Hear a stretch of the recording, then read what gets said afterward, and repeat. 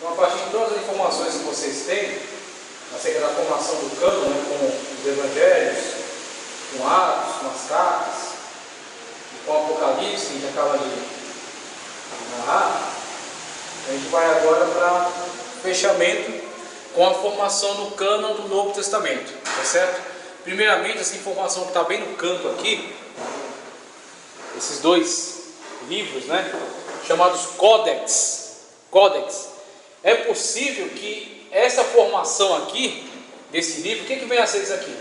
Isso aqui você tem nele a forma de construção de um livro a partir da junção, né, de diferentes folhas. Então você pensa numa folha dessa aqui, papiro ou um pergaminho, eles eram anexados um ao lado do outro até formar uma grande tira, né? Tinha pergaminhos que chegavam a 40 metros, enrolava-se eles e colocava-se num estojo. E aí você tinha um livro da época, onde papiro, que é papel, né? Folhas de juncos, aqueles juncos que eram batidos e eram trançados e depois raspados. Aí você tinha um papiro da época, papel daquela época. Ou pergaminho, que é a pele de um animal curtido e raspado, preparado para se escrever em cima deles, anexados um ao lado do outro, depois enrolados. Então você tinha o formato do livro da época. Com o desenvolvimento, com o passar do tempo, e principalmente com a necessidade de pregadores, de pastores, de bispos itinerantes, para levar o evangelho em diferentes igrejas, em diferentes comunidades, há a necessidade do transporte dos livros sagrados. E aí você tem duas necessidades: uma, manuseio mais facilitado. Por quê? A inserção de capítulos e versículos vai ser muito depois. Primeiro vai surgir a divisão por capítulos, que vai ser feita por um judeu para o Antigo Testamento, e depois vai ser feita na França para o Novo Testamento. Vai ser muito tempo depois. E de versículos vai ser a última, já depois da época da imprensa, na época de Gutenberg, depois de 1600 depois de Cristo. Tá? Então você tem na época textos inteiros, colunas inteiras de texto, colocadas um ao lado do outro, e um rolo. Então você tem que desenrolar aquilo para chegar até a coluna do texto que você queria ler. Com isso você tem um manuseio dificultoso para o texto sagrado. E aí o que acontece? Com a necessidade de mobilidade, de mais movimentação dos itinerantes pelas igrejas, e a necessidade de transporte dos textos sagrados, você tem duas necessidades. Uma, facilidade de manuseio. Com isso você pensa essas folhas que eram coladas uma junto da outra e depois enroladas, você tem agora essas folhas separadas, colocadas uma acima da outra e fixadas. Tá? Então você tem um manuseio mais fácil. Não precisa desenrolar no rolo para chegar até o texto. Você simplesmente localiza aqui. E aí a outra ideia qual é? A ideia da preservação do texto. Aí você tem uma ideia de mais fácil manuseio e depois uma capa, tá, que preserva os textos. Então é possível, não é uma informação definitiva, mas é possível que o formato dos livros atuais seja uma ideia que surgiu dentro do cristianismo, com a formação do chamado Códex. Então isso aí é um Códex. As folhas de papiros são empilhadas, são fixadas e são colocadas dentro de uma capa protetora para proteger os livros sagrados durante o maior tempo possível. Principalmente porque para obter uma cópia era extremamente caro e demorado. Tudo isso aqui era escrito à mão.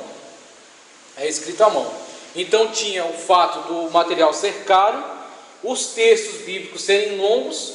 A carta de Paulo aos Romanos tem mais de 7.000 palavras. Uma carta, né? A carta de Romanos é menor do que o Evangelho. O Evangelho é maior, né? Você tem a obra de Lucas, por exemplo, é 40% do tamanho do Novo Testamento só com Lucas, com o Evangelho e Atos. Então pense em transcrever todo esse texto para uma cópia. Quanto pergaminho e quanto papiro necessitava. E depois, o trabalho de um copista. Durante quanto tempo copiando à mão? E tendo que ter o máximo de atenção possível, porque aqui é um texto sagrado. Você não pode errar. simplesmente sai copiando errado, depois dizer, ó, desculpa, mas isso aqui foi que eu copiei errado. Aqui é um texto sagrado, aquilo tem que estar exatamente tal qual o anterior, porque haviam testemunhos oculares para atestar se aquilo está certo ou não. E então você tem com isso a necessidade de um trabalho de preservação maior. Com isso nasce o Códex, tá? Que é o precursor do nosso livro moderno.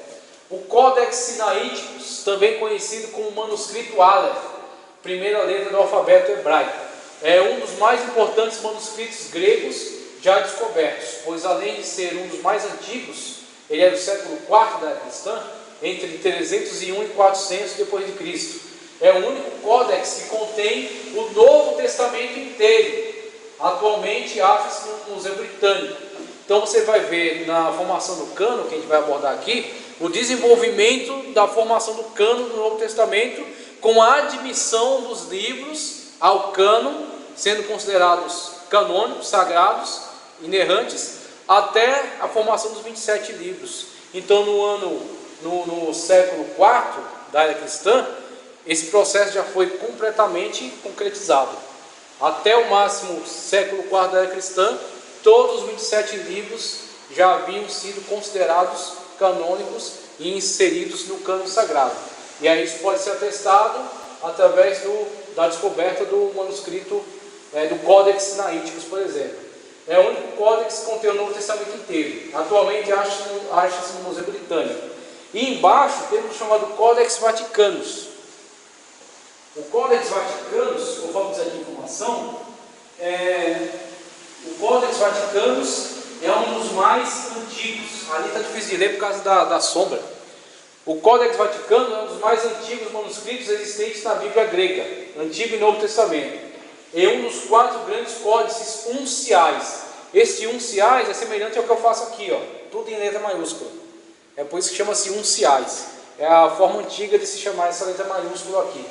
Ele é o texto todo em letra maiúscula. Chamados unciais. O nome Códex o nome do Códex Sinaítico, deve-se ao fato de estar guardado na Biblioteca do Vaticano. Não, perdão, Códex Vaticanus. Esse aqui é o Sinaíticos, que é o Vaticanus. Deve-se ao fato de estar guardado na Biblioteca do Vaticano, pelo menos desde o século XV, escrito em 759 folhas de velino. Tá? E aqui não dá mais para ler por causa da sombra. Fez uma sombra aqui o projetor. Então, esse códex que está lá desde o século, vamos ver aqui, se encontra essa informação, não dá para ler, tudo bem. Ele é identificado, deram o nome aí de Codex Vaticanus, por causa do lugar que está preservado, na Biblioteca do Vaticano. Mas ele foi escrito há muito tempo atrás, né, pelo menos no século IV ou V, depois de Cristo, e o local não é dito, onde ele foi confeccionado, não foi escrito. Mas ele foi escrito para preservar, ele é uma cópia, né, que reúne os textos do Antigo e os textos do Novo. Ele é uma Bíblia completa, uma Bíblia completa, tá? Pelo menos no século IV, depois de Cristo, já tínhamos Bíblias completas sendo confeccionadas, reunindo todos os textos do Antigo Testamento e todos os textos já considerados canônicos do Novo Testamento, reunidos todos numa Bíblia. Inclusive, o primeiro pai da igreja que vai usar o nome Bíblia para o texto sagrado, unido de Antigo e Novo, é Crisóstomo, do século IV da era cristã. Ele foi patriarca, ou seja, foi o líder máximo da igreja do Oriente, e ele, no século IV da era cristã, ele dá ao conjunto de livros da Antiga e da Nova Aliança o nome de Bíblia Sagrada, de onde vem Biblion, é uma pequena biblioteca, de pequenos livros. Então você tem a Bíblia sendo caracterizada como um conjunto de livros. Diversos livros reunidos são chamados a Bíblia Sagrada. Tá? A Bíblia. Então temos aqui a parte do cânon do Novo Testamento, na página 80. Página 80. Nos primeiros dias da vida da igreja primitiva, não havia nenhum livro dos quais hoje conhecemos no Novo Testamento. Os cristãos primitivos liam em suas reuniões alguns livros do Antigo Testamento, especialmente aquelas passagens que falam do advento do Messias. cumpridas na pessoa do Senhor Jesus Cristo. Sendo assim, a igreja primitiva não tinha uma teologia bem definida como temos hoje em dia. Com o trabalho dos autores do Novo Testamento, a igreja foi gradativamente dando prioridade à leitura dessas novas obras sagradas. Como a igreja estava espalhada em várias partes do mundo daquele tempo, África, Ásia e a maioria dos livros que iam ser escritos eram destinados a grupos específicos do cristianismo que estavam espalhados em várias partes do mundo, esses grupos não tinham imediatamente conhecimento de todos esses livros que foram surgindo. Mas com o passar do tempo, esses livros foram circulando e sendo conhecidos pela igreja de modo geral. Como já foi visto, uns livros foram escritos mais cedo, outros mais tarde. Mesmo não sabendo a data exata em que todos os livros foram escritos, nem seus verdadeiros destinos, podemos afirmar que no final do primeiro século, todos já haviam chegado aos seus respectivos destinos. Presta atenção, no final do primeiro século, pelo menos, todos já haviam chegado ao seu respectivo destino, ou seja, haviam sido escritos e já estavam em uso. O último livro a ser escrito, Apocalipse. O apóstolo João, 90, entre 90 e 100, pelo menos. Porque ele vive até 100 ou até 115, conforme algumas tradições. Então, o Apocalipse sendo escrito nessa época, tá? Mesmo não sabendo a data exata, como já falei aqui, no entanto, nem todos esses livros se tornaram conhecidos por todos os cristãos logo no início. Ao contrário disso, algumas obras apócrifas, como evangelhos e epístolas, circularam durante o segundo século e foram aceitos por alguns grupos. Em face de tal situação, se pergunta: que critérios presidiram a aceitação de uns e a rejeição de outros? De acordo com que princípios foram os 4 evangelhos, Atos, as 3 epístolas de Paulo, as epístolas universais e o Apocalipse reunidos para compor o Novo Testamento, enquanto que outros livros de idade quase igual foram excluídos? O problema do cânon do Novo Testamento reside nessas perguntas. Mas antes de entrarmos nessa questão, veremos o conceito de cânon. Então, o conceito de cânon, conforme já foi até explicado na introdução ao Antigo Testamento, ele vem no contexto em que, no mundo grego, principalmente da época do Novo Testamento, mas também no Antigo Testamento, quando nós vimos a tradução do texto hebraico do Antigo Testamento para o grego, chamado Septuaginta, tá? Na época aí de 139 a.C., pelo menos. Já houve a tradução do texto hebraico do Antigo Testamento para o texto grego, do mundo influenciado na época pelos gregos, texto chamado de Septuaginta. Nesse contexto da Septuaginta, a palavra cânon passa a fazer parte do contexto divino, passa a fazer parte do contexto bíblico. Por quê? Porque a palavra cânon é uma palavra grega, tá? E é uma palavra que significa vara de medir. E ela traz o sentido de estar de acordo com o parâmetro, estar de acordo com a medida. Então existe uma medida de inspiração. Aqueles que estão dentro da medida de inspiração estão no cânon, estão dentro da medida. O cânon é uma vara de medir. E esse termo foi usado como analogia para a inspiração. Quem está dentro do cânon é canônico. Quem é canônico é inspirado, porque está dentro da medida de inspiração. Tá? Então essa palavra passa a fazer parte do contexto do Antigo Testamento, por causa da tradução Septuaginta, e naturalmente ela faz parte do mundo do Novo Testamento, porque ele já nasce dentro do contexto da língua grega e do uso do conceito de cânon. Então o conceito canônico ele já está presente no Antigo Testamento. Inclusive, até a década de 90 da era cristã, o cânon do Antigo Testamento ele já estava definido como os livros sagrados até Malaquias, mas havia muitos livros apócrifos circulando. Então havia comunidades judaicas que admitiam os livros apócrifos. Tá? Tinha os livros inspirados até Malaquias, era de 400 a.C., mas também tinha alguns apócrifos que eram usados. E aí quando chega na época de 90, os sábios judeus se reúnem numa cidade chamada Jâmnia, coisa assim, uma cidade chamada Jâmnia, na década de 90 depois de Cristo. E no concílio de Jâmnia é definido não é nada novo, mas simplesmente é reafirmado tacitamente quais são os livros sagrados. Quais são os livros sagrados, quais são os livros canônicos, tá? E quais são os livros apócrifos, para que não haja qualquer dúvida em relação às definições.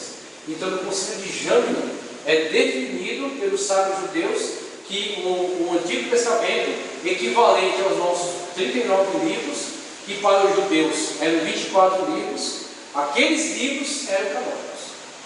Os demais livros, Sabedoria de Salomão, Eclesiástico, Judite, Baruque, Macabeus, outros livros que tem aí, Sirasta, esses livros não são canônicos. Esses livros são apócrifos, tá? E esses livros que estavam associados ao cânone e outros livros que nem é necessário discutir, Enoque, Testamento dos Patriarcas, esse aí nunca houve dúvida que eles eram apócrifos, mas os outros estão começando a ser usados pelas comunidades judaicas. Então o que acontece? O Antigo Testamento, no ano 90, ele ganha esse conceito canônico muito forte, muito bem definido. E a partir de 90, por exemplo, 90, como a gente viu aqui no nosso estudo, em 90, todo o conteúdo do Novo Testamento já estava escrito. Tá? O ano de 90, a década de 90, entre 90 e 100, o último texto do Novo Testamento, o Apocalipse. Tá? Então eles passam a circular entre as igrejas, conforme é escrito aqui. E já temos um texto canônico. O que? O Antigo Testamento. Esse livro, esse conjunto de livros canônicos. E aí temos a circulação de diversas cartas. Como ele mencionou aqui, as comunidades estavam espalhadas e não havia muita comunicação entre comunidades distantes. Entre comunidades próximas havia, mas entre comunidades distantes não havia. Então pode ser, por exemplo, que a carta, a carta, por exemplo, vamos colocar aqui, a carta aos Tessalonicenses, ela fosse muito conhecida em Tessalônica e nas igrejas vizinhas, mas ela não fosse muito conhecida em Colossos, tá? Ou ela não fosse muito conhecida em Éfeso. Só uma hipótese. A carta de Tessalonicenses é muito conhecida em Tessalônica e nas cidades gregas em volta, mas ela não é muito conhecida em Éfeso. Em Éfeso conhece muito as cartas de João. Aí você tem uma comunidade que tem como texto sagrado as cartas de João, o Evangelho de João, o Apocalipse e algum outro evangelho que tenha chegado até ali, mas não conhece a carta de Pedro, porque a carta de Pedro está circulando em Roma, está circulando em algumas igrejas vizinhas ali. E aí você tem diferentes igrejas ao longo do mundo, espalhadas pelo mundo, usando alguns fragmentos dos textos, conforme são escritos e dando circulação. Você tem essa realidade perdurando até o ano 400 da era cristã, no século IV da era cristã.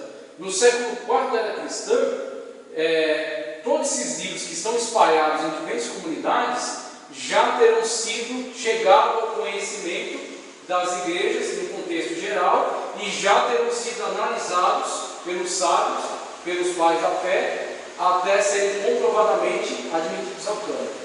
Temos aí todo esse período de tempo, desde 90, quando é escrito o último livro, até o IV século da era cristã, em que os livros estão em circulação, chegando ao conhecimento de diferentes comunidades, diferentes igrejas, sendo analisados por elas, até que então, no IV século, é fechado o cânone.